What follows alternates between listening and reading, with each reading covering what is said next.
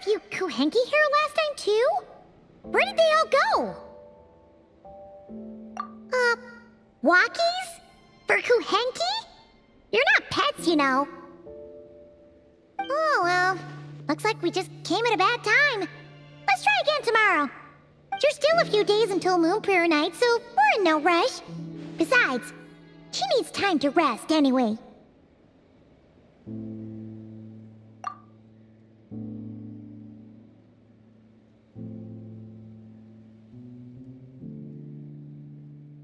Kalamina! Are you back yet? Oh, how strange. Looks like she still isn't here. Right? It's not like her to spend so much time outside, especially since she's worried about attracting unwanted attention. What about Luonatar? Luonatar, you there? Hey! Do you know where Kalambina went?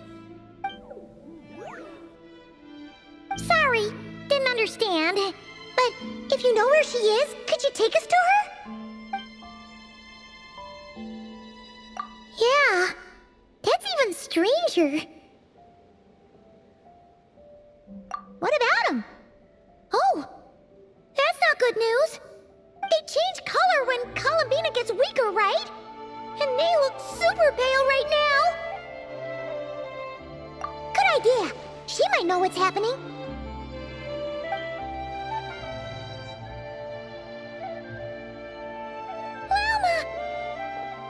Ah, it's you. How is Kutar? Is she okay? No, she hasn't.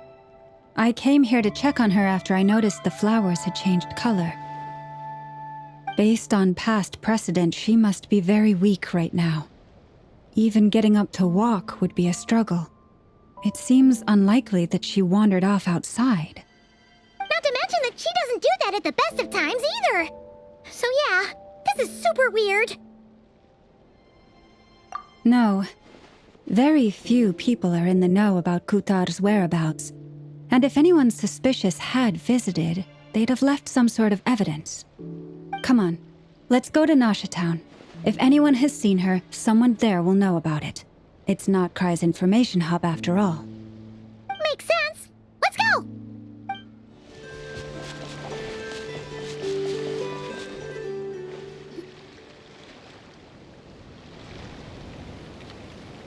Wait a moment. Is it just Paimon, or is this stall kind of suspicious? It's never been here before, right? No, I don't recognize it. Alas, your free and easy adventure time is over. Now, prepare to face the final boss of Nod-Krai. Whoa! Where'd that voice come from? Not sure, but it's definitely hostile. No, not that way. The final boss is right here. The sniffer mole? That's the final boss? Surely not. Also... Okay, the jig is up. I'll stop teasing you. Turn around. I'm right behind you. It seems I've managed to leave quite an indelible impression, even though you've never seen my face. Ah, nothing could make a great maid more pleased with herself.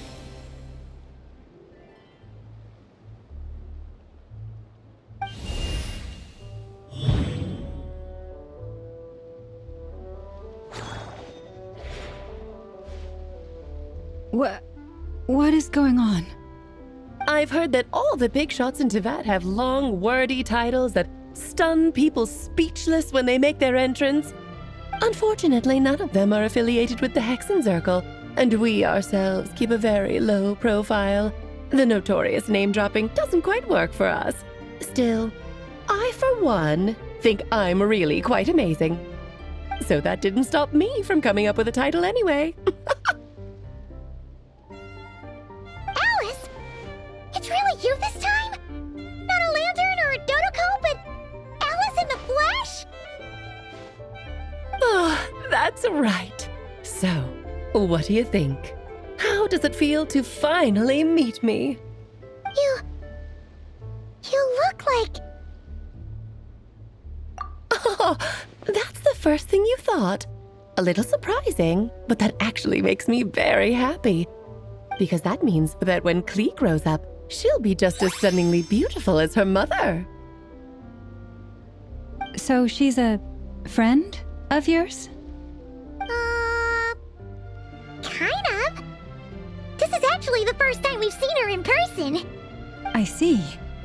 Madam Mage, that was, quite a powerful entrance.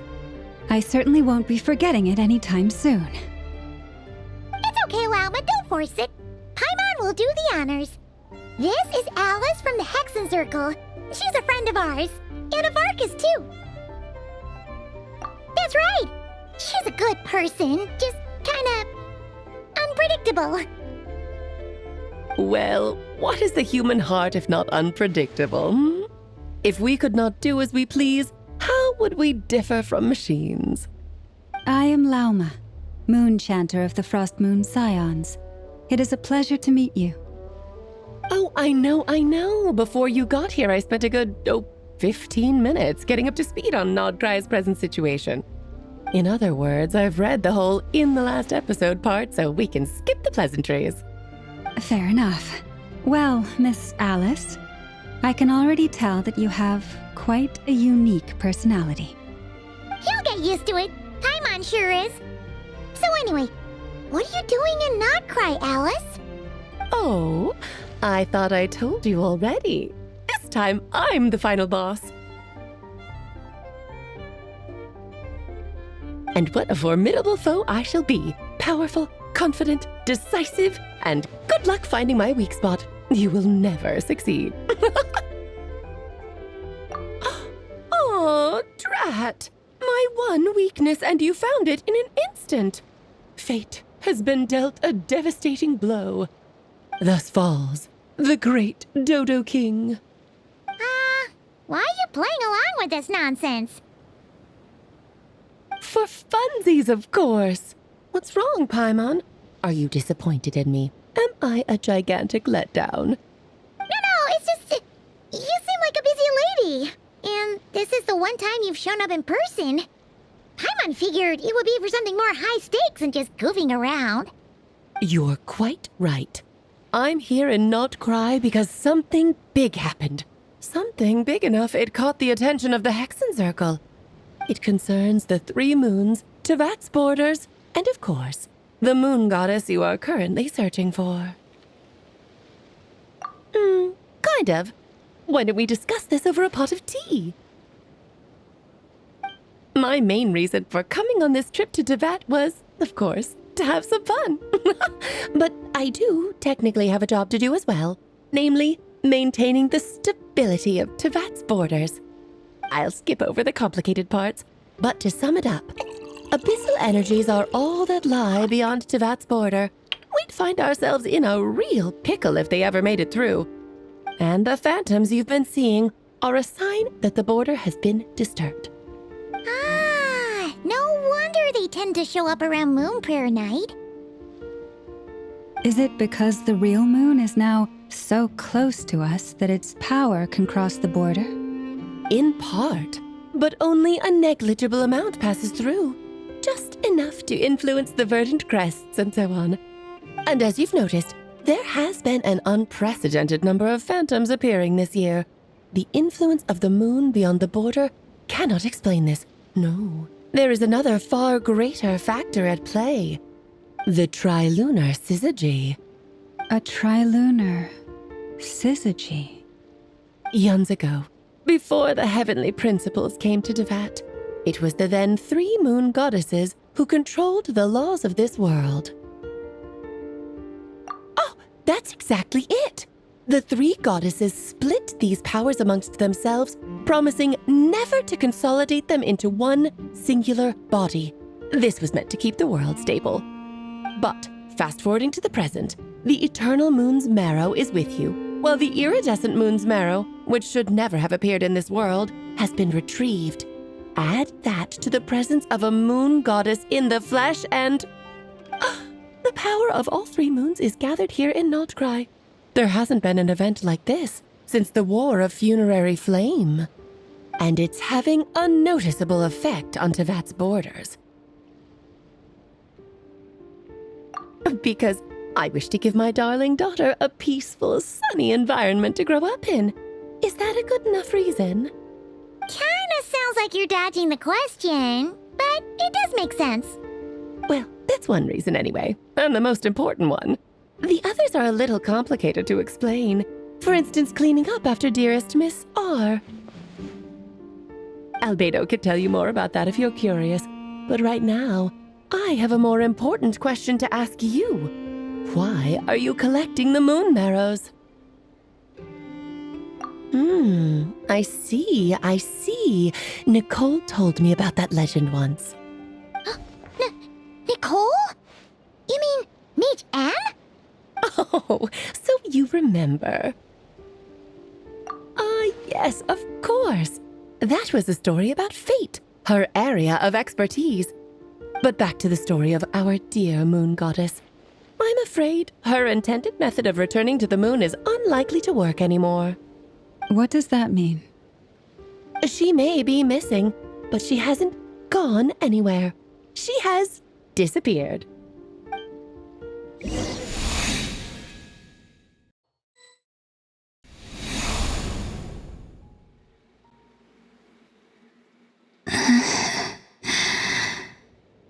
My body is so heavy.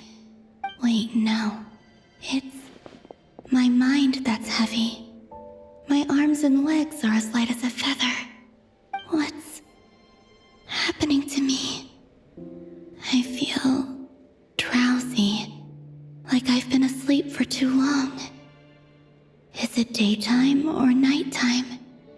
Is the moon out? I think I'll go for a walk.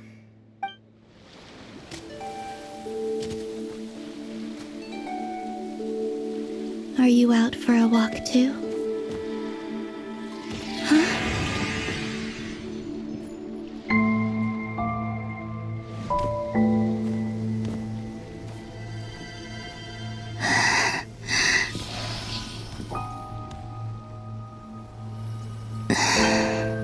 The day has come at last.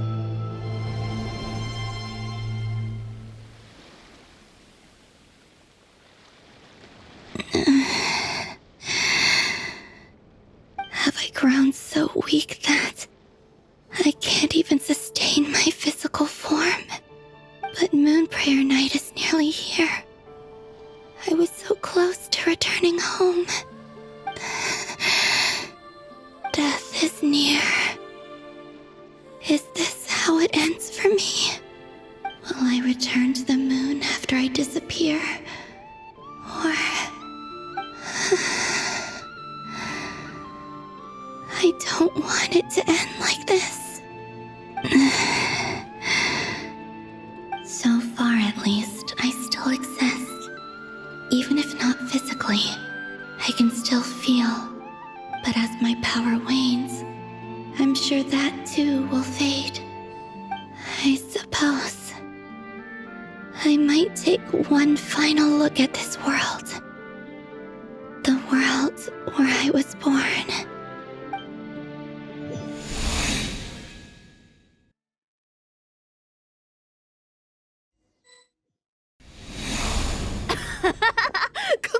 Come on! Wait for me! The Frost Moon Enclave.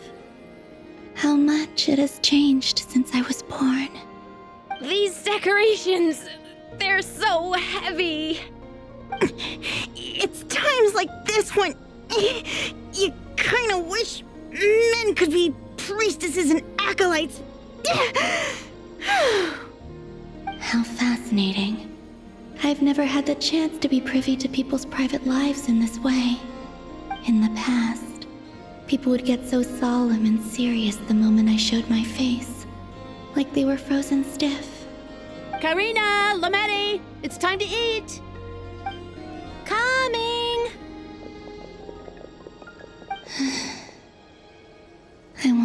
watch them a little longer.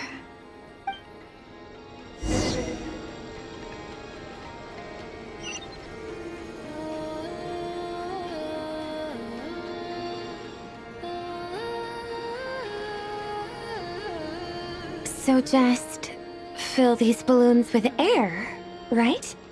Yep. Try a couple now to test things out. The rest can wait till Moon Prayer Night. Think fast.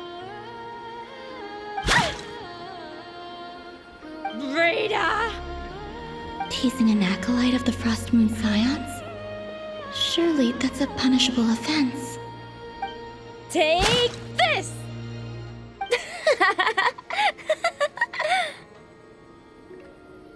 Huh?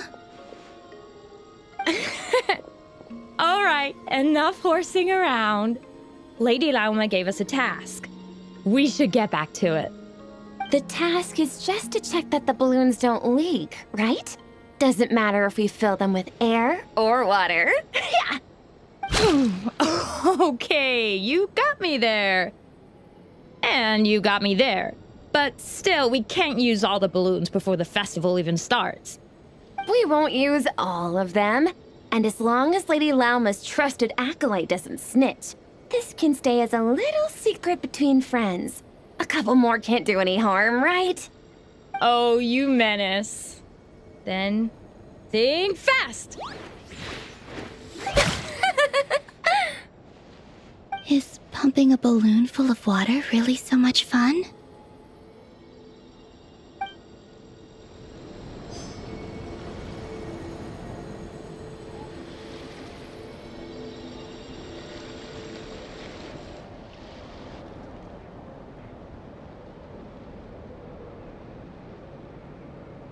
I'm sure you're both tired from playing all day. Come on, eat up. A plain, humble meal. That has always been the way of the Frost Moon Scions. Huh? How come Lamatti got a midsummer berry dessert? Oh, I always get Lockaberry. I don't mind sharing. You can have a bite of mine if I get to have a bite of yours. They're sharing food? I've never shared food with anyone before. Even at the Harbinger tea parties, everyone just ate off their own plate. And when I couldn't finish my food offerings from the Frost Moon Scions, they'd leave the leftovers out under the moonlight for the animals to claim. Hey! That was 2 bites! Oh, then you can have another bite of mine. Oh, you too. Oh, don't fret now. Here, have some of Granny's too. So this is what it means to be family.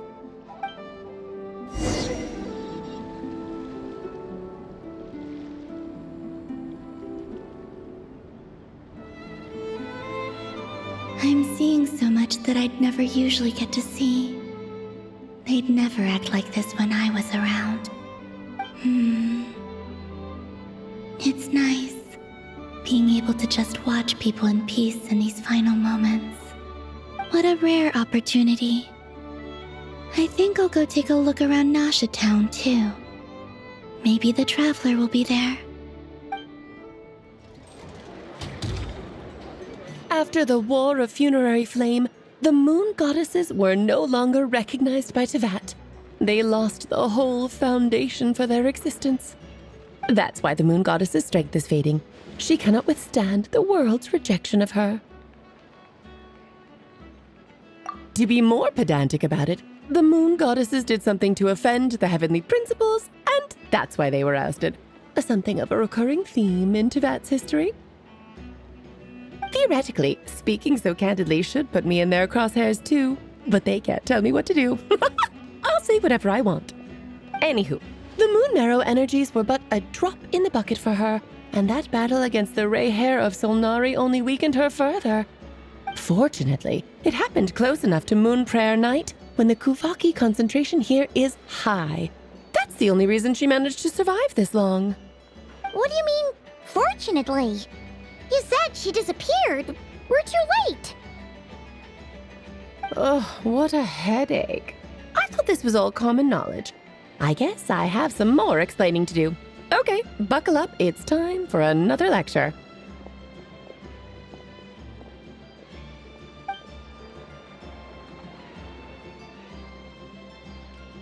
Now, I said earlier that the moon goddesses lost the foundation for their existence.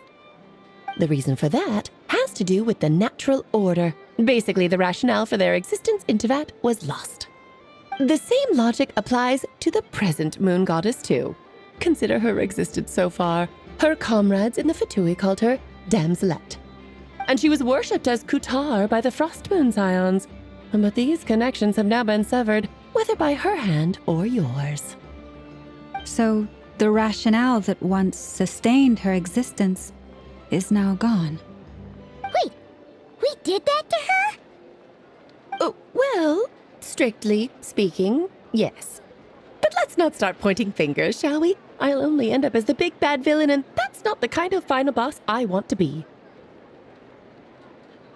Of course I do. I'm only the greatest mage in the whole entire world. Now, if you wish to find your moon goddess, there are two problems we need to solve. Firstly, we'll need to strengthen the connection between her and Teyvat, at least enough to sustain her until Moon Prayer Night. Strengthen her connection. But does that mean I'll have to rally all the Frost Moon faithful behind this? I'm afraid a bygone faith and a former home won't be of any help to her now. Do you know her name? Her name? Oh, yes. Names are very important things. A name is a fundamental concept that anchors one's entire existence. Then your first job is to find it. As a moon goddess, I'm sure she must have a name she identifies with. Neither Columbina nor Kutar is her true name, and she's never really accepted either of them. So, finding out her real name is enough to sustain her existence? Yes, I know it sounds like a small step, but every journey begins that way. So for now, that's all we need to focus on. The second problem is with her plan to use the moon marrows to return to the moon. Unfortunately, piercing through the false sky will take an enormous amount of power. Given her current condition, she won't be able to provide anywhere near enough power, even if she recovers her physical form.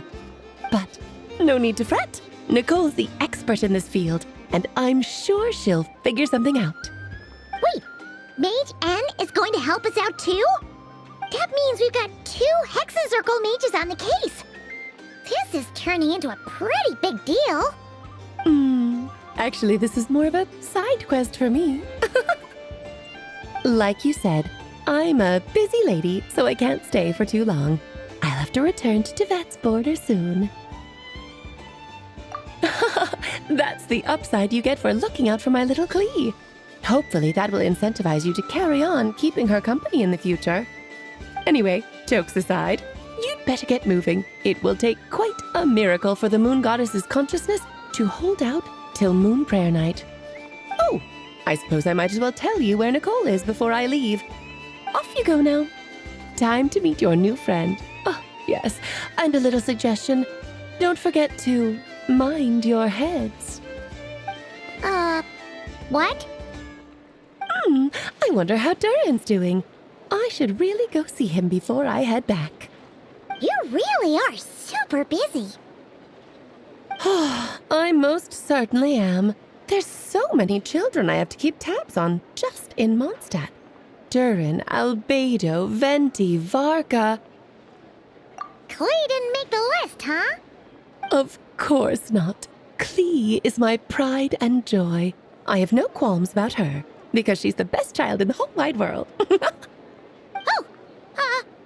Yep. Klee's a little angel. I'm glad you agree. Well, all the best. See you when I see you.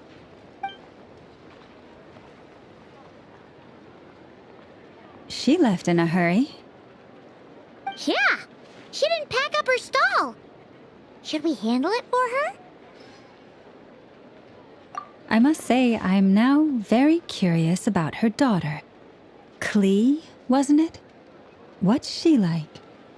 That's a long story. Come on, we'll fill you in as we go.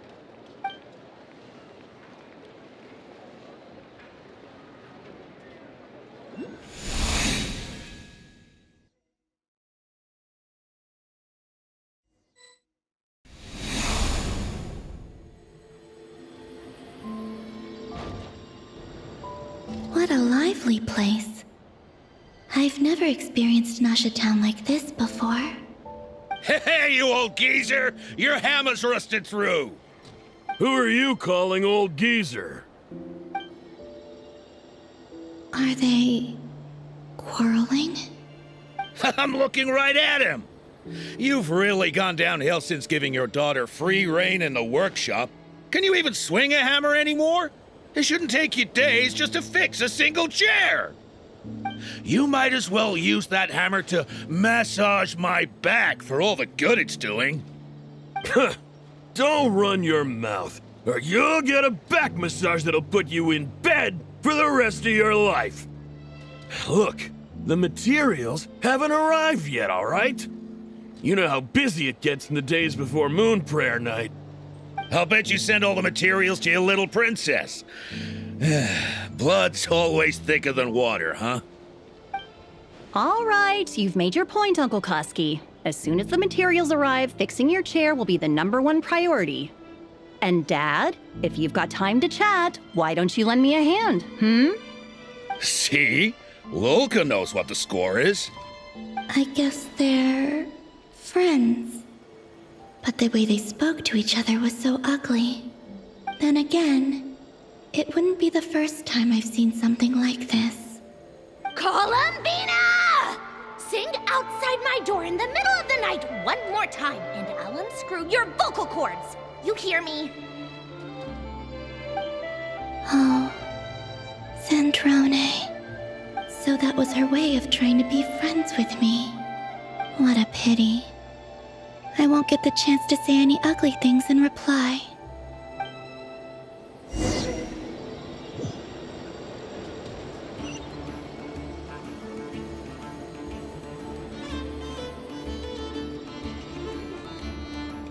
Hey, have you decided what to give her for Moon Prayer Night? I sure have. She's gonna get the surprise of her life when she's least expecting it. Then I'll whip out the ring and pop the question. The surprise of her life. What a fun turn of phrase. Cool, I get the picture. You can spare me the gushy details. Ooh, looks like we have a customer. Hello there, ma'am. Would you like some Moon Prayer Night candy? Huh? Is he talking to me? Can he see me? Here you go.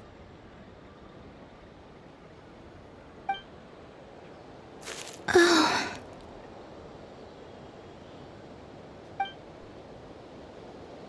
Come back anytime. Right. Now, where were we?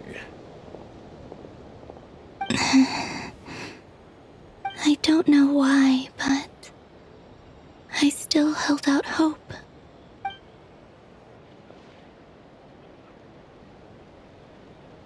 The most important thing right now is to find that mage. This name thing seems super important too, but where do we even start looking? I'd better go pay the Fatui a visit.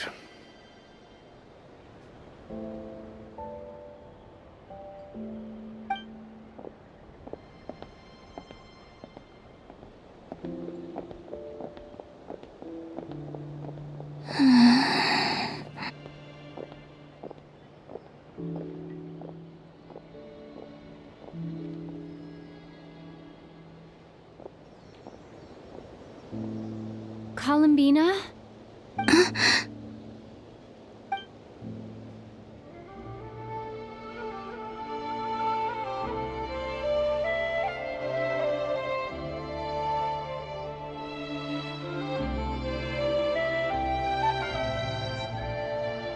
Traveler?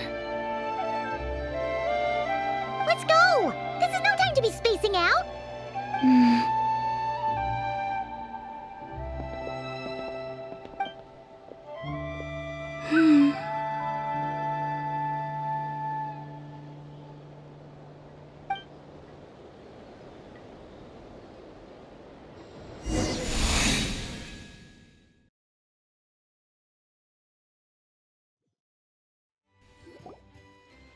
they going? They mentioned a mage and... a name? So, Mr. Varka, are you acquainted with this Nicole? Or should I call her Mage N? Not really. We've never met, though she has come up in conversation. From what I've gathered, Alice kinda took Nicole under her wing. Taught her how to speak in a more ladylike fashion, that kind of thing. Huh. Hard to imagine Alice as an etiquette coach. Yeah, Alice is a larger-than-life personality, I'll give you that. But then again, that's why she's able to draw such an eclectic mix of people into her inner circle. If I remember correctly, being an interesting person is actually one of her main entry requirements. So, if you ever wanted to join the Hexenzirkel, I'm sure you'd both be eligible to apply. Hey! Don't go around making promises on Alice's behalf. I wouldn't dare. I'm just trying to paint a picture of the Hexenzirkel for you. Okay, sure. Anyway, since none of us have ever met Nicole, how are we supposed to find her? We can't just go up to every woman in sight and ask, "Hey, are you Nicole?" Maybe something she's wearing will give it away? Like, a windbloom pinned to her chest or something. Wait a minute. Alice never said Nicole was from Mondstadt. Oh, true.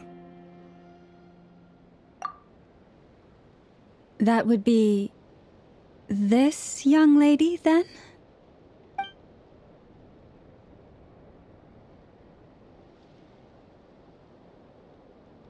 Hey there! Sorry to disturb you, but... are you Miss Nicole? Varka, Knight of Boreas of the Knights of Favonius. Alice might have mentioned me before. Mm-mm.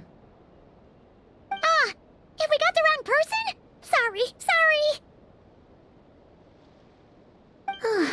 Well, this is awkward.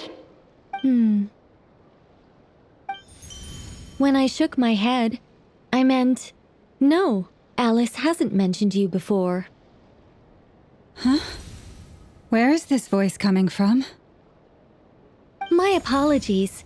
For certain reasons, I am unable to speak. This is the only way I can communicate with you.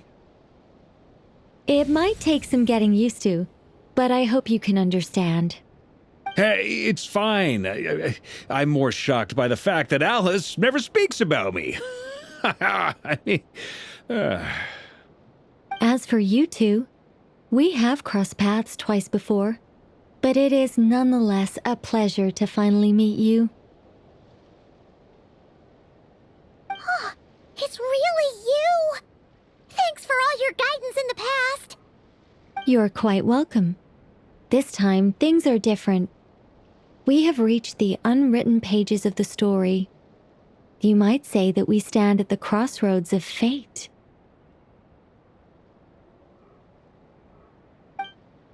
Now then, allow me to formally introduce myself. My name is... No, stop! Alice! I can't believe it! I had a whole speech prepared. I'd agonized over every single word. She always picks the worst moments to ruin other people's plans. I'm so sorry about that. Alice took the liberty of devising some bespoke self-introduction magic for each member of the Hexenzirkel. But I could have sworn I deleted all of the triggering conditions for it. How did it bypass everything? Oh gosh, this is so embarrassing. This is a very different side of Nicole than what we're used to. Is she not used to face-to-face interactions? Don't worry about it. We've seen that introduction magic once already, so it wasn't too much of a shock. Please go on, Miss Nicole. We'd love to hear what you have to say, or, well, communicate. Huh? Are they talking to this lady? But... will you all promise to forget that horrendously embarrassing introduction? sorry, embarrassing. When?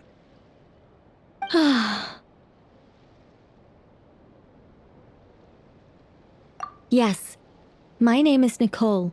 and I am one of a very few angels who have retained both their preferred form and their power. The Traveler and Paimon should be no strangers to this concept. There is another of our kind in Natlan. They call her the Lord of the Night. All right! Paimon remembers her!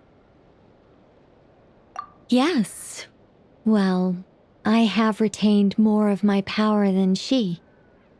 It's because I don't have a long-term duty to fulfill. To be more specific, no. We'll be here all day if I get into the specifics. Moving on. If I'm not mistaken, you are here because you wish to learn how one might reach the moon beyond the sky. That's right. Is that something you can give us any guidance on? Yes, I do know a way. It began with the Hyperboreans, who lived after the War of Funerary Flame. Blank looks. Maybe I should start with the background of the war. Or maybe not. It shouldn't be an issue. I'll fill in the gaps for you when we have more time. Anyway, after that war ended, the three moons retreated to beyond the false sky. The Hyperboreans were humans I once aided. They accepted the civilization and creations bestowed upon them by the angels.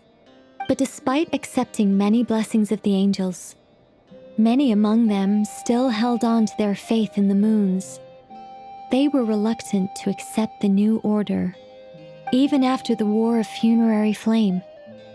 They sought to contact the moon goddesses beyond the sky and receive their guidance. But all three had passed away by that point. This mage has a unique method of communicating. Is she talking about the moons? Yes, but they did not know.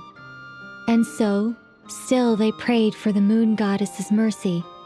After building titanic structures that consumed vast amounts of Kuvaki, at last they glimpsed the moons and heard their voices. But of course, they were gravely disappointed, for it was then that they realized the three moon goddesses were dead. Oh, that's such a sad story. It is. Humanity was in a very sorry state at that time. The angels who had once aided them were gone, and the War of Funerary Flames had left them homeless and destitute. Just a second, I gotta ask. How relevant is all this history to the task at hand? Well, I mean, it's... Okay, it seems we've drifted into irrelevant narrative waters. It's been a while since I've had the chance to speak inside someone's head.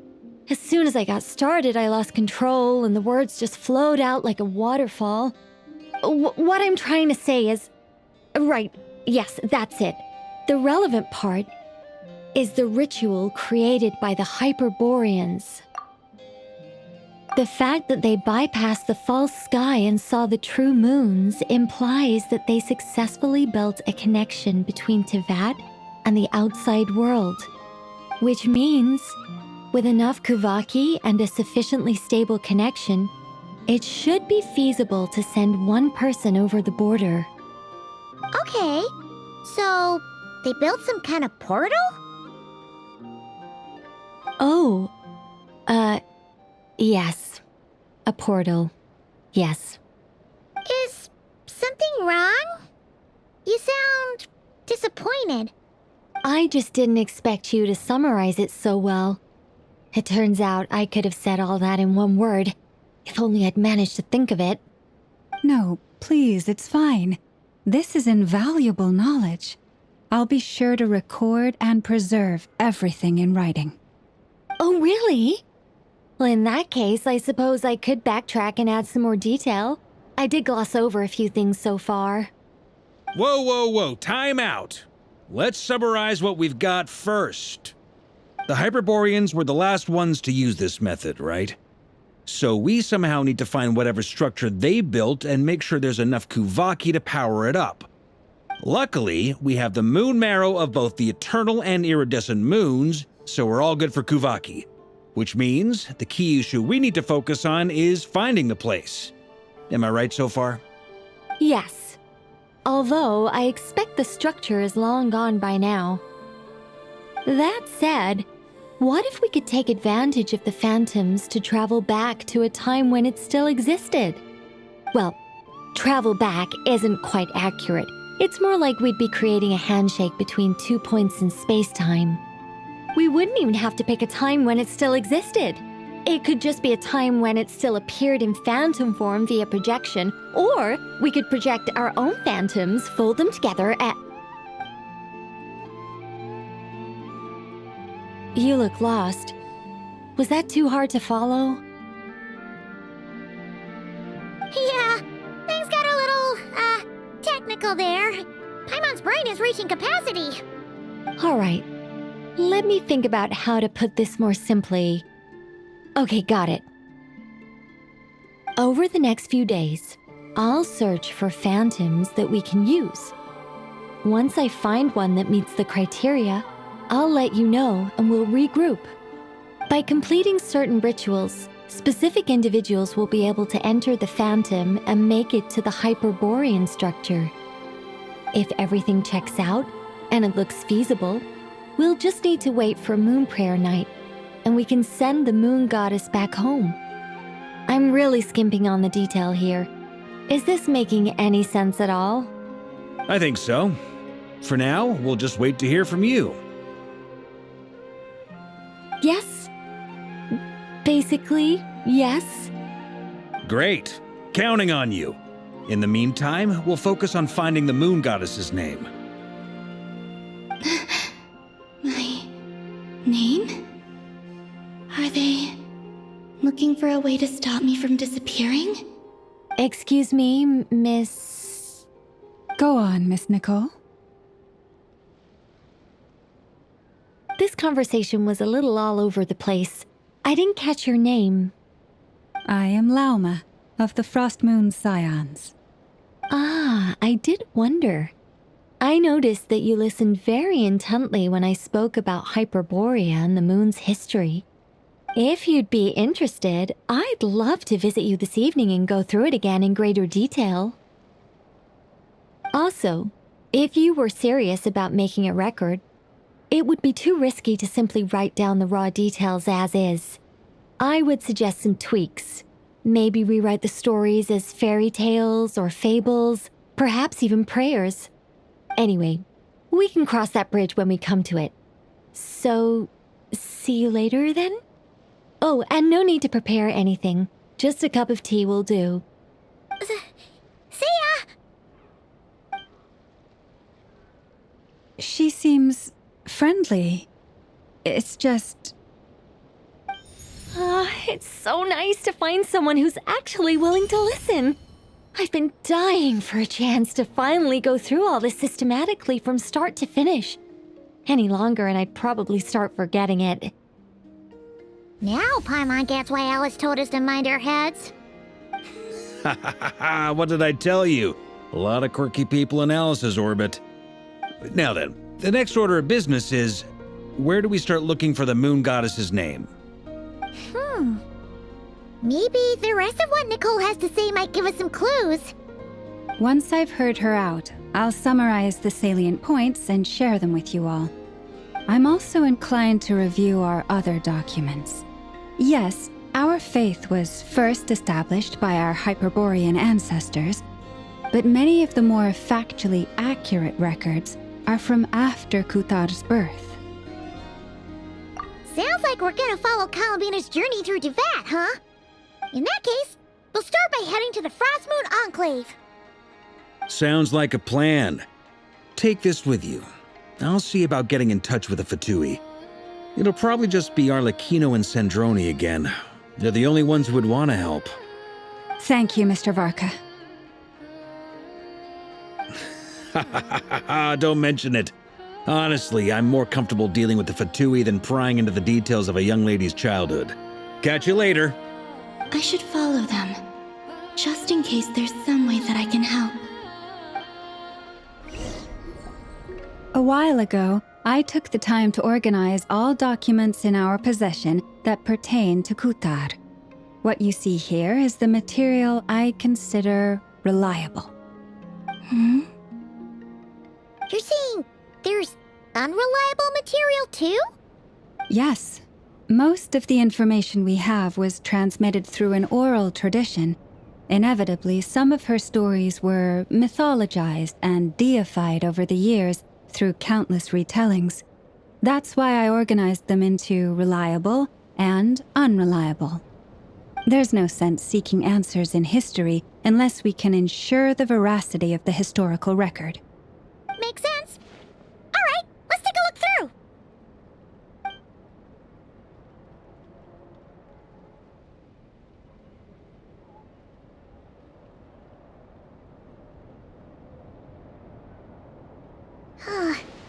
Almost all these records refer to Kutar instead of Columbina. Although neither of those is her real name. Paimon's not sure what point she's trying to make. What we can gather from these records is that the Frost Moon Scions worshipped her as a god, placing impossible expectations upon her. I cannot fault them for their earnest faith, but for all their devotion, worshipping her day in, day out changed nothing. I imagine that none of it resonated with Columbina. It wouldn't surprise me if, even back then, she had already begun to reject the name Kutar and everything it represented. Lama speaks the truth. When I heard them call upon Kutar with hope and expectation in their voices, they may as well have been calling upon somebody else.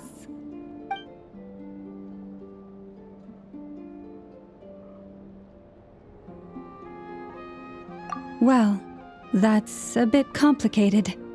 I looked at the level of detail, perceived authenticity, prose style, and how realistic their portrayal of Kutar seemed to be.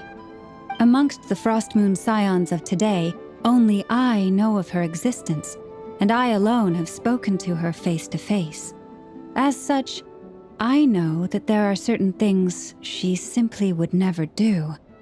That being said, I have sensed some changes in her lately. Changes? Me? Seems like this is getting us nowhere. For what it's worth, why don't we check the unreliable sources too? Sure. Give me a moment.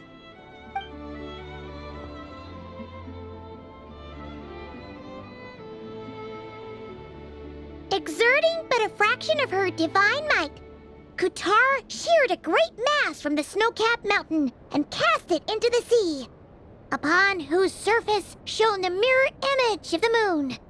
Thus was formed the island of Hisi. Yeah, right. That doesn't even begin to pass the sniff test. The 3 moons are naught but lies through and through.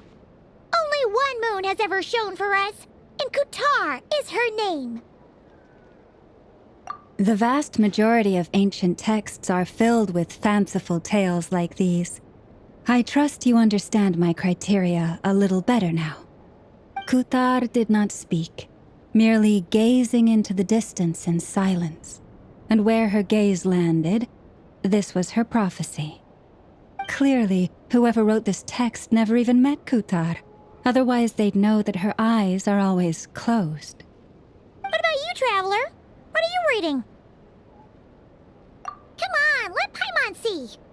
The child wished to build a wooden nest with which to shield a fledgling bird from the cold. But being so young and lacking in strength, the child could not snap the branches from the trees. Kutar was passing by. Upon seeing the child, she summoned forth the Kuhenki, who built a beautiful nest for the child. I remember that. Not knowing the meaning of Kutar's divine intervention, the child dared not to respond, and thus ran home to call their parents. But Kutar was gone. The moon chanter declared the event a miracle and took the nest as a relic, placing it on high for all to see. The child was named as one favored by the goddess and was greatly respected amongst the people. Yet, no further miracles were bestowed, and this matter was forgotten in but a few years. Huh. Any thoughts after reading that? Yeah. Columbina probably just wanted to join the kid in making nests. Ah. I'd originally considered this a fabrication, because Kutar did not perform any similar actions in subsequent records. But now that I think about it, it does seem like something Columbina would do. It's just that... She didn't know how other people would interpret her actions. She was probably worried about making things difficult for people. So, she gradually stopped joining in. Yes. Oh, that's so sad.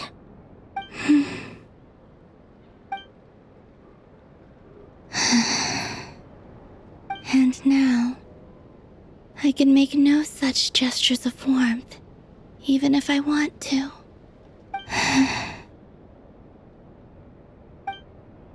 Still no name.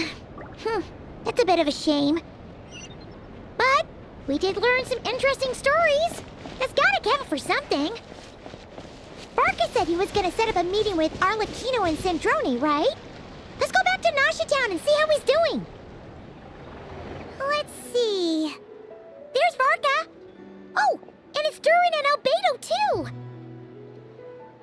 Yeah, this is pretty much the same place we bumped into each other last time. I convinced them to stick around a little longer. We were all waiting on people, so I figured having a little company would help pass the time. Ah, so you've been waiting for us? Does this mean that you've already arranged things with the Fatui? Sure does. Now you're back, we can go meet up with them together. How'd your investigation at the Frost Moon Enclave go? Well, we didn't find out Columbina's true name. But apart from that, it went pretty well. Aha, just as well that I didn't tag along then. I'm sure our moon goddess wouldn't want every man and his dog knowing all about her private life. Still, desperate times, desperate measures, I guess. Someone had to do it. So, Varka was waiting on us, but what about you two? Are you waiting for Alice? Oh no, we already met with her. We discussed that experiment I mentioned to you last time. Oh, and she also handed me this communication device. That's right. I understand she informed you about the relationship between the phantom phenomena and Tevat's borders, yes? She wants me to help her with some more experiments on that front. She said that she'll contact me through this device with more information. Ah, I see. Following instructions and making observations. Pretty common research method. Takes me right back to Albedo's lab. Wait, then who exactly are you meeting? Someone you know. Albedo's met him too. But I don't think Miss Lauma or the Grand Master have been introduced. Introductions are overrated, especially in cases like this. It's you! So, it's not like the academia has prohibitions against going abroad. Also, I applied for leave. I've been writing to Hat Guy since obtaining a human form. I've already brought him up to speed on everything that's been going on in Nod-Crai. Hat Guy? Turns out, I actually have heard that name before. Oh? Then why did you react the same way I did? I only knew the name, not the fella. But since we're all here, let's do some introductions for what it's worth. I'm Varka, Grand Master of the Knights of Favonius. Lauma, Moon Chanter of the Frost Moon Scions. And I'm a Driosh from the Vahumana Darshan of the Sumero Academia. Hat Guy. Good to see you again, Mr. Guy. I believe we last saw each other on the boat ride here. Mind you, the only reason I came here is because there's someone I want to look into. Who's that? The Doctor, also known as Dottore, second of the Fatui Harbingers. From the tone of your voice, it sounds like there's bad blood between you. I was reviewing our archives and noticed that a lot of information about him was missing. Left a bad taste in my mouth. That's all there is to it. Dottore, or Zondique, as he was then known, once studied at the academia, but he got kicked out before he could graduate. So the Harbinger's #2 man is a college dropout? How embarrassing for them. Last we heard, he was planning something. We actually heard that a few times before, even coming to Nod-Crai, but we haven't seen a trace of him since we got here. He only appears when something interests him. For all we know, he might have left already. But the fact he did something here at all is worth noting. It'll fill a couple extra lines in his file. Why does it sound less like a file you're writing and more like a criminal record? Anyway, we were just about to meet 2 of the other Harbingers. Want to come along? You might learn a thing or two about him there. Sure. Even though they're Harbingers, well, they're old acquaintances of ours, so, you know, when you talk to them, try to be... I got it. The Frostmoon Scion's relations with the Fatui remain tense. Forgive me if I do not attend. In that case, we'll continue assisting Miss Alice with her experiments. Good stuff. Everyone's having a fruitful time. All right, we better get going. I'll lead the way.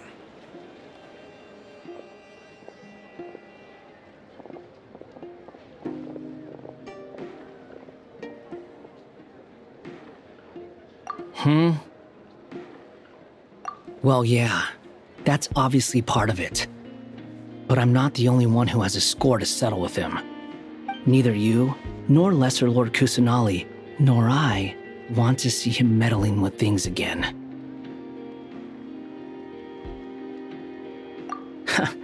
What's the hurry? Don't worry. Pigeons always know which way home is.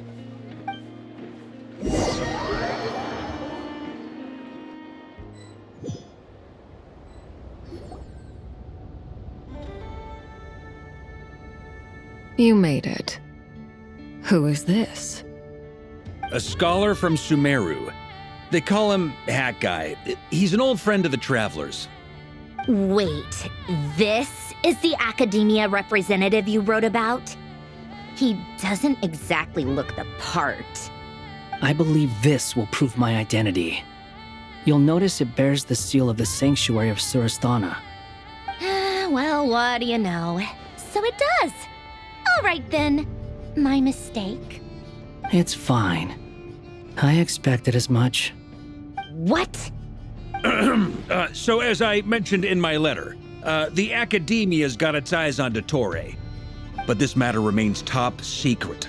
Apart from those assisting in the investigation, the fewer people who know, the better. If anyone asks, I'm here in Nod-Crai to pursue my personal academic interests. Gotta say, Varka, you did pretty well to keep all this under wraps for so long. Sounds like you got in touch with the academia about this way back. You flatter me. Where do I even start? Remember that time we fought Rerir at Star Sand Shoal? He sure let me have it then, didn't he? I'll bet Dottore had that all sketched out, with me as his convenient little pawn. He could not care less about us if he tried, but hey! The feeling's mutual. Does Dottore really strike you as the sort who values his relationships with his colleagues? Fair point. Definitely not. Which is why I always keep my guard up whenever he starts making suspicious moves. To that extent, our motivations align. On top of which, I consider you trustworthy people. Now, back on topic. In the wake of the Reikir of Solnari episode, Sandrone and I grew suspicious about Dottore's complete inaction during the entire affair. So we tried to find out what he'd been up to, but unfortunately to no avail. He never lets anyone in on his plans. The more he cares about something, the more secretive he gets. Indeed. Perhaps he believes that by keeping a low profile, he can avoid trouble. But that trick isn't going to work on his colleagues. Yeah, I mean, he's been researching the ancient moon's remnants. And he's been trying to get his paws on the moon marrows. Only an idiot would believe he doesn't have something more planned. With this in mind, I returned to Snezhnaya and relayed my thoughts to Her Majesty the Tsaritsa, entreating her to have him recalled. That's pretty direct.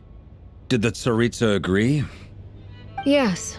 I made it abundantly clear that the Fatui's business in Nod-Krai is almost concluded, and we do not need 3 harbingers in this territory. Her Majesty concurred. Accordingly, Dottore has returned at her orders. I imagine he is continuing with experiments, which no one besides he would ever have any interest in.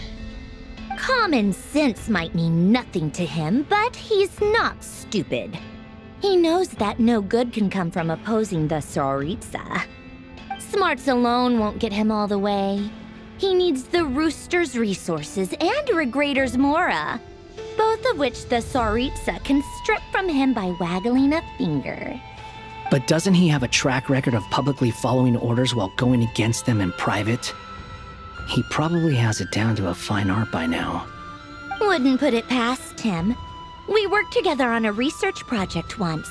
Only briefly, but it was enough to show me that we're fundamentally different people. He has no interest in doing things methodically, stage by stage. His thoughts jump all over the place, and the moment his curiosity is satisfied, or he gets the results he wants, he disappears. The only similarity we share is that, once we set our minds on doing something, we will see it done, whatever it takes. Oh, we definitely saw some of that in your battle with Rerir. You got so competitive. Ugh, do not remind me. Then I believe we all concur. Dottore will not simply give up. Fantastic. Now this is turning into a whole day of unpleasant memories. Ugh. Are you talking about the moon marrow stuff? He also strikes me as the kind of person to disregard experimental regulations, ruin all the equipment, and go way over budget. Then leave the first person he can find to deal with the fallout. Exactly. This one time, he was running some high-temperature experiment and the substance exploded. But does he care? No. He orders his subordinates to open the device so he can observe the results, which causes the gas inside to leak out. That gas was poisonous! If I hadn't been there, who knows how many people might have died? And after all that, he left while I was still cleaning up after his mess. What a waste of time, he said. Waste of time? The nerve! He wasted my time! You've been bottling that up for a while, huh? Hat guy, I must say, you seem awfully familiar with internal Fatui affairs, especially when it comes to Dottore. Thank you, Lady Harbingers, for providing such valuable information. I have no other questions for now, so I'll be on my way. Wait, what? You're just gonna leave? You're welcome to join if you want. Ugh. Just when Paimon thought he'd finally mellowed out. He makes quite the impression. I'll say. I've met tons of headstrong people, but not many of them would join me in bad-mouthing Dottore. Anyway, back to the main agenda. Barca, you said that Columbina has gone missing? Or rather, disappeared. Yeah. We're working on building a connection between her and this world. The simplest method is to find out her real name. I've actually asked her that question before, but she said she didn't know. Considering our relationship, I doubt she was lying to me. As far as I recall, she was never dispatched by Her Majesty to claim a gnosis or anything like that. that Tsaritsa's plans had long contained a place specifically for her. I always thought that was weird. What could she do that the rest of us couldn't? Knowing what we do now, it's probably something related to Kavaki, right? More than likely. When she first arrived, Columbina would often go to Her Majesty and ask when she could start the task assigned to her. But Her Majesty always gave the same reply.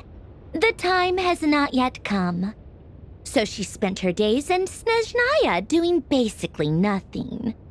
The Tsaritsa has summoned a beautiful blind maiden to be a harbinger, giving her the third seat by virtue only of her enchanting voice.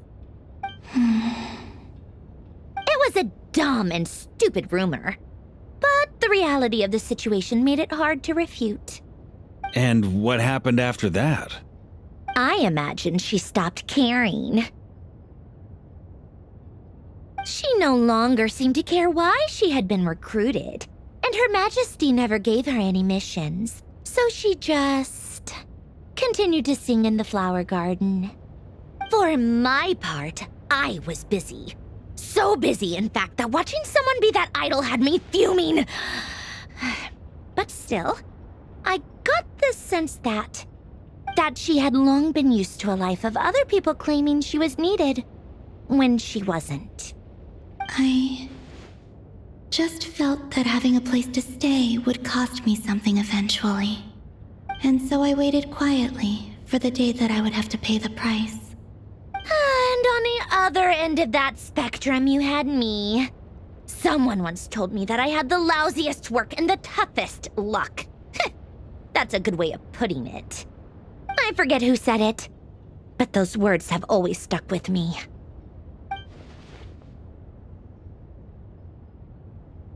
But you've done your job exceptionally well all this time. Because at heart, you are a conscientious person.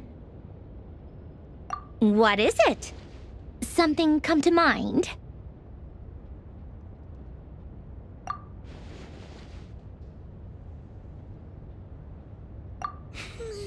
That makes sense. Nothing screams you are needed like your name shouted from across the town. Well, good luck with it. But if you ask me, Columbina is still the most shoutable name. I'm just so used to it now, after all the arguments we've had.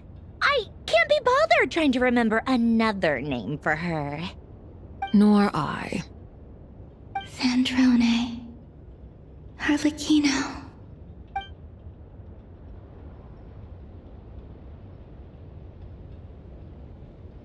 Huh! It's a Sealy! Does that mean Nicole has news for us? Ladies, I thank you for your hospitality. If the chance ever comes up, I definitely owe you both a drink sometime. I'm sure it will. You can make your own way out. Heck, you've been here enough times, you probably know your way around better than I do. Okay! Time to do what adventurers do best. Follow that Sealy!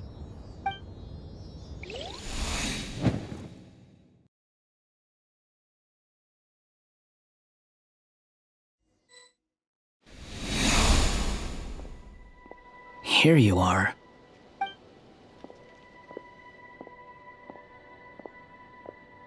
Oh, that guy. How come you're back so soon? Did things go all right with the Fatui? Fine.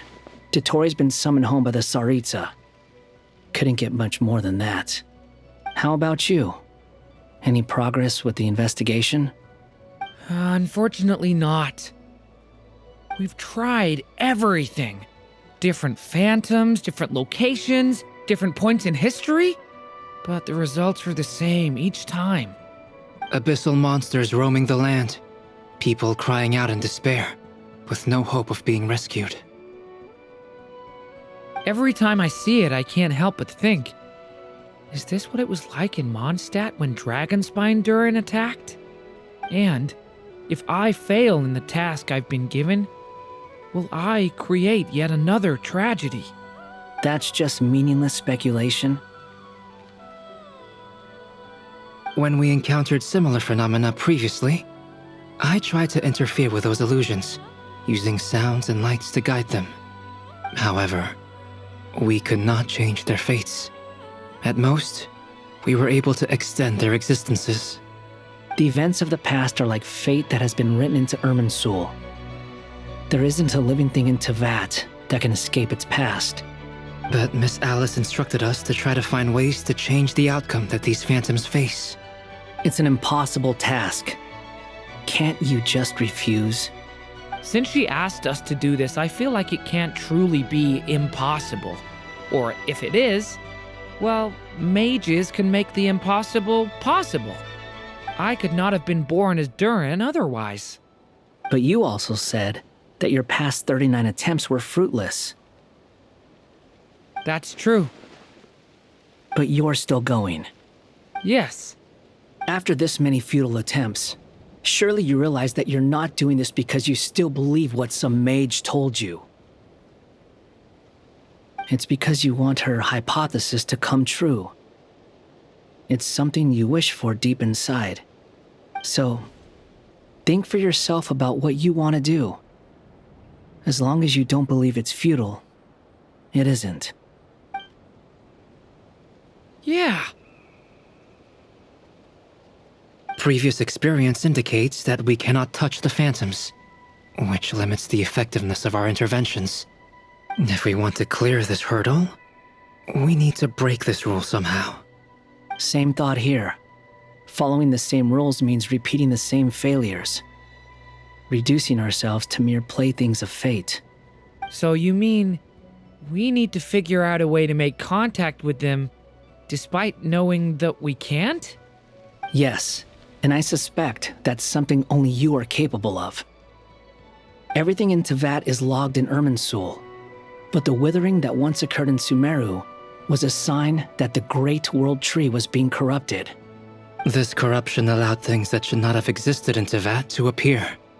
This is tantamount to rewriting reality to an extent. You're saying abyssal power might be able to affect those phantoms? No one's ever tried it before. If you're gonna try it, it'll take courage. And you have to be confident that you can control it. Is anyone there? Has anyone seen my daughter? She's missing. I have to find her. I hear someone inside. Spargana? Are you in there?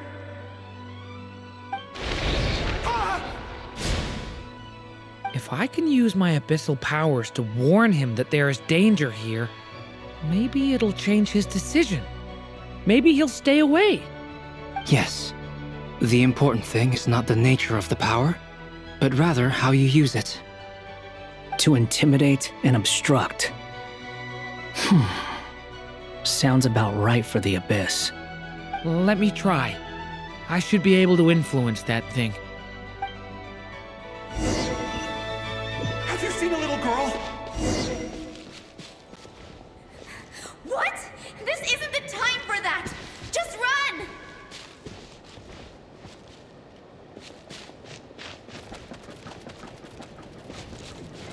I hear someone inside. Spargana? Are you in there? What is this? Looks dangerous. I should get out of here.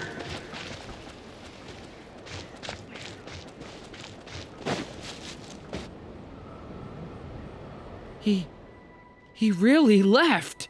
Ha! We did it! Don't celebrate too soon. Follow him. See what he does next. Monsters approaching from the front. You need to stop them and create an opportunity for him to hide.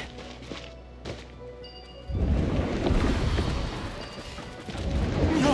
There's monsters ahead!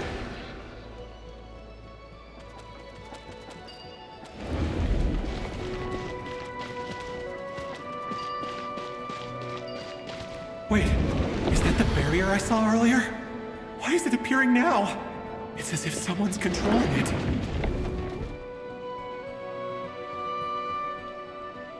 The monsters are gone.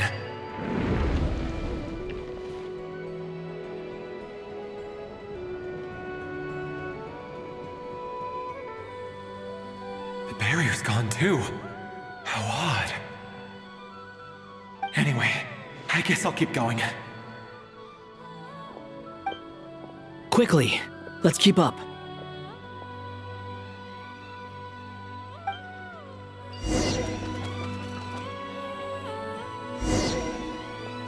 Wait, there was someone else here? Don't go any further. We've got anti-monster traps laid out everywhere. But my daughter must just be up ahead. I have to go. This way's blocked. We might be able to use the explosives over there, but we need to take care not to hurt him. I'll use the barrier to keep him at a safe distance. This barrier seems to be helping me somehow. Hey, wake up! Oh, no good. Gotta keep moving ahead.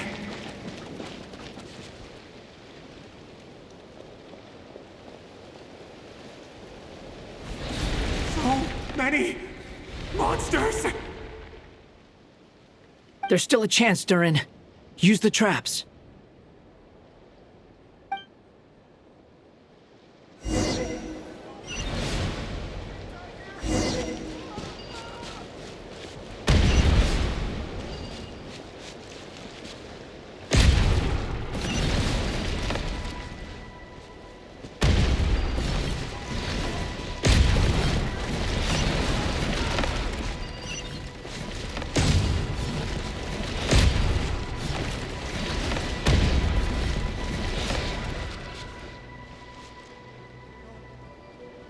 This is a new development. I've never seen this happen before. We might just be able to save this person.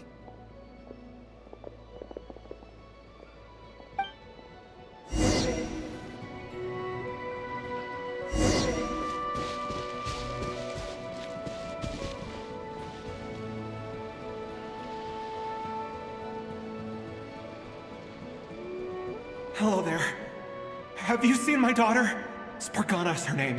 She's carrying a large backpack.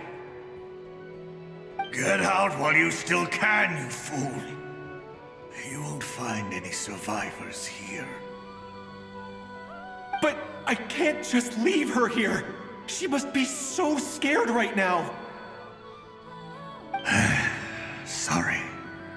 Wish I could help, but I haven't seen her. You'll just have to keep looking. Okay, thank you. If I do find her, I'll get her to shelter and come back for you. Don't bother. I've got nowhere left to go.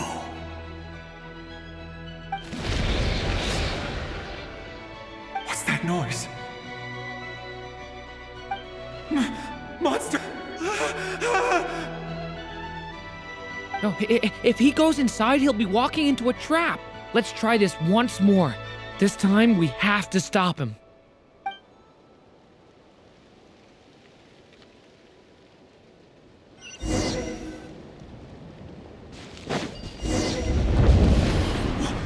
Why?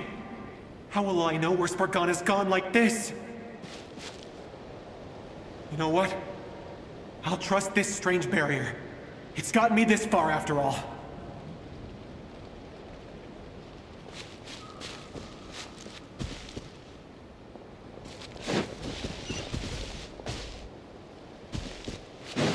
What? Spargana, are you there?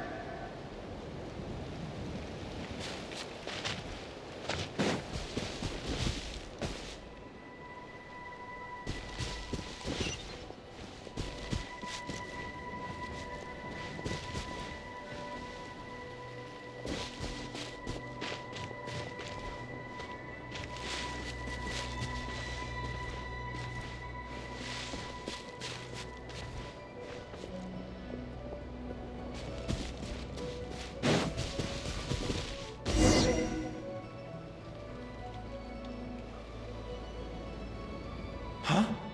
That looks like one of my daughter's books! Thank you! Thank you! Yes, it's one of hers for sure. That's her name on it right there. She left her backpack here.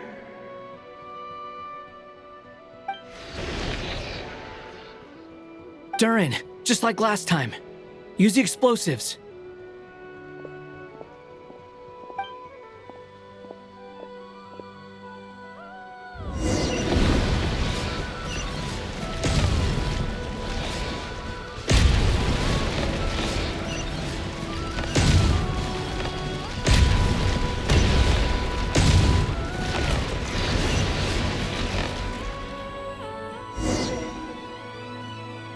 It won't work.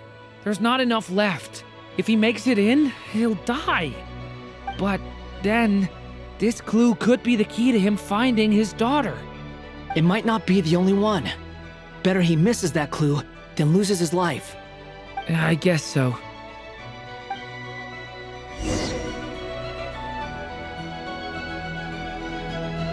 Stop him, Durin. We can't let him get any further in. That's my daughter's book! She's passed this way! Why? Why won't you let me go in? I've searched and searched and searched just for this! But how will I find her without any clues? I no longer have anywhere else to go.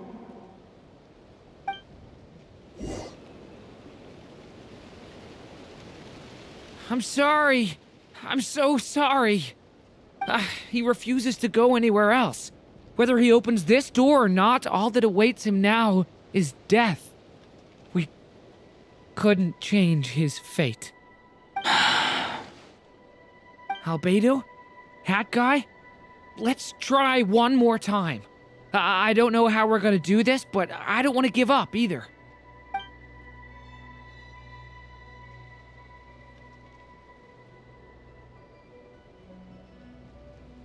Why am I here?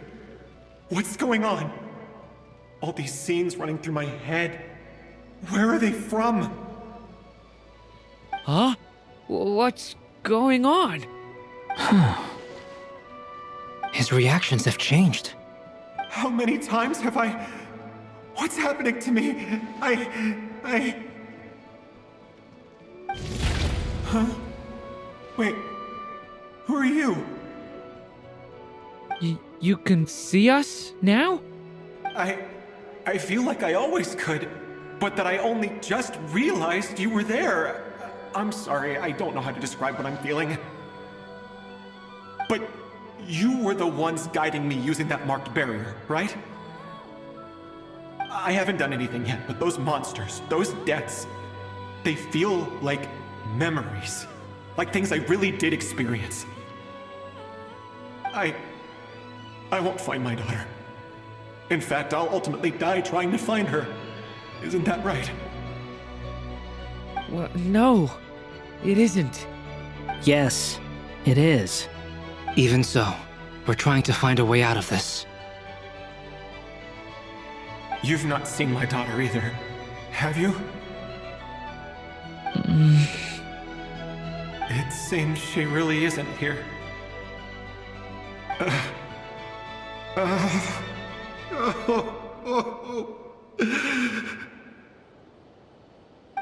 I'm sorry we couldn't help you.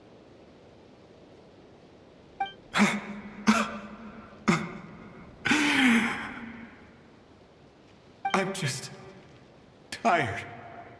Maybe this is destiny. Maybe it doesn't matter how hard I search. How long do I have left?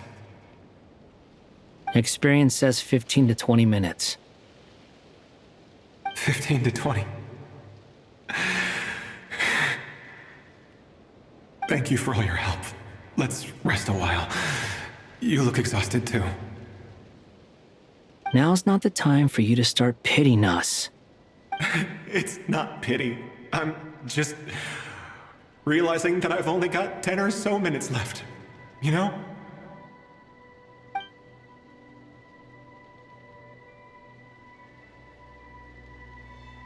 You say you're from Mondstadt, yes? A place with windmills, where people enjoy limitless freedom? And you're from Sumeru, where they've built an academy into a giant tree? Yes. It seems you've never heard of either place. Those names are unknown to me, I'm afraid, yes. Have you heard of Hyperborea?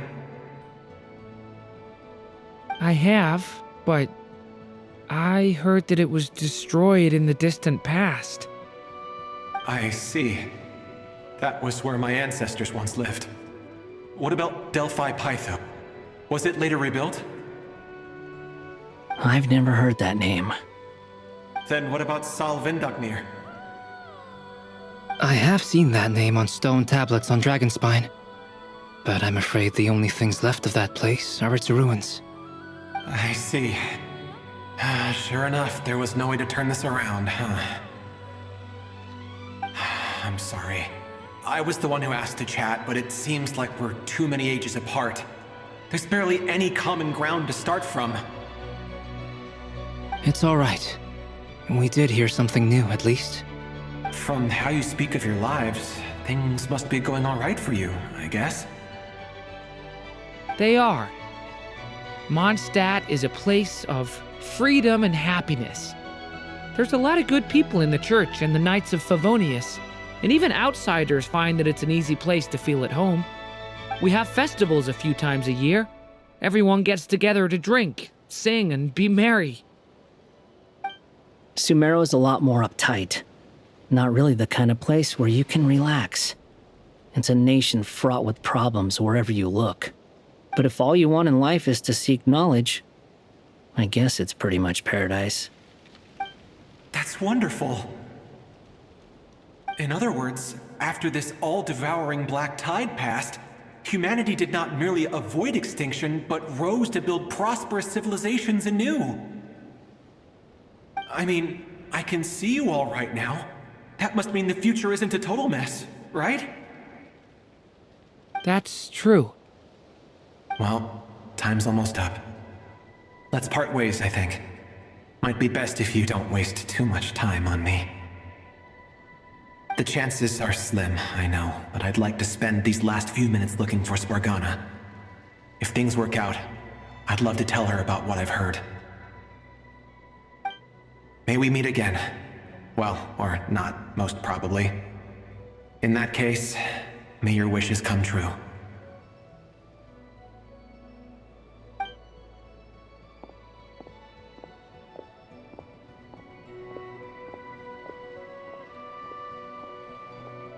He's gone.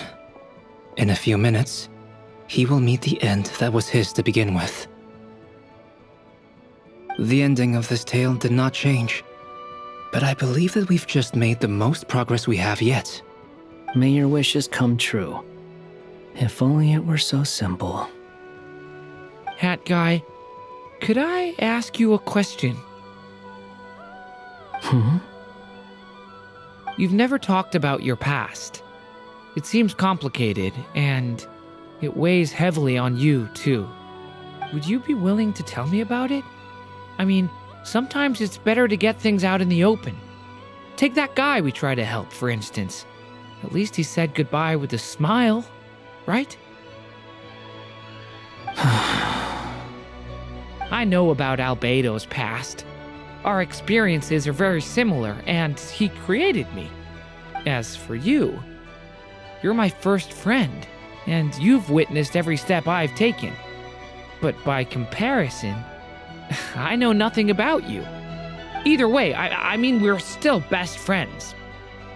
But if I knew more about you, I might understand your thoughts a bit better. I've told you about myself. I'm a student at the academia. And what did you do before that? Prepared for the entrance exam? All right. If you really don't want to talk about it, I won't press you any further. I was a puppet built from the branches of a white tree, using technology left behind by the Conrian schools of mechanical engineering. A white tree? You mean an Irminsul tree? Yes. A branch of Irminsul that was once connected to the main tree. So you had a human creator too? Yeah. But my creator abandoned me after deciding that I was a failure. After that,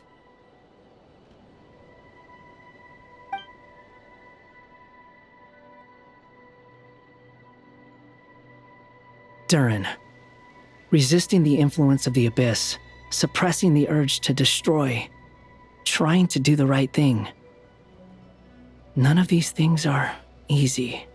But no matter how hard they are, trying to rewrite past wrongs is far harder. You asked me if you would create a new tragedy if you failed. I told you there was no point speculating about that. But the real answer is, yes, you absolutely will. That guy. But at least you've got people here to help steer you away from the wrong path. So, just keep aiming towards the light. I will. I promise. All right, break time's over. Hello? Durin speaking. Hello, friends, it's me. What have you been up to, I'm detecting some unmistakable fluctuations here at the border. The amplitude isn't particularly high, but they're completely different signals from the ones before, and the scale is comparable to those I've detected previously. Alice, we were unable to save that person. However, he appears to have retained a portion of the memories gained through that cycle, and was able to hold a conversation with us. I see. Well, that is rather odd indeed. It definitely merits further attention. Could I trouble you to keep trying the same approach? I need to gather some more data. Counting on you. I should probably have Nicole come and check this out as well.